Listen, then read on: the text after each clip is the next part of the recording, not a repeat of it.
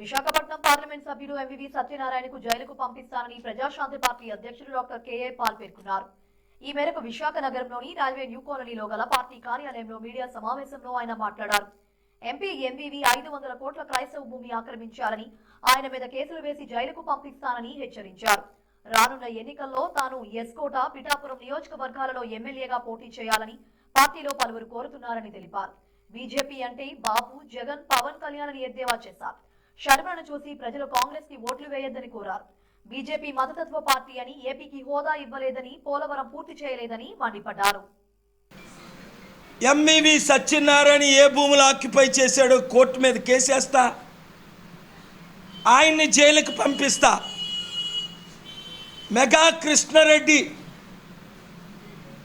రేవంత్ రెడ్డికి secret deal 1000 కోట్లు 500 కోట్లు అడ్వాన్స్ ఇచ్చి డిసెంబర్ 12న రాత్రి 9:30 గంటలకు సీక్రెట్గా ఆయన ఇంటిలో కలిసి కాళేశ్వరం ప్రాజెక్టు 1,10,000 కోట్లు అవినీతి 60,000 కోట్లు జరిగితే ఎలక్షన్ ముందు 100 సార్లు మాట్లాడిన నా తమ్ముడు రేవంత్ రెడ్డి ఇప్పుడు 1000 కోట్లకు అమ్ముడు పోతావా? క్షమించను, నేను 8 లక్షల కోట్లు తెస్తానన్నాను. సోనియా గాంధీ రేవంత్ రెడ్డితో ప్రెస్ మీట్ పెట్టించొద్దని చంద్రబాబు నాయుడు ఇన్స్ట్రక్షన్స్ ఇచ్చాడ తన శిష్యుడికి. సోనియా గాంధీ ఇన్స్ట్రక్షన్స్ ఇచ్చిందట.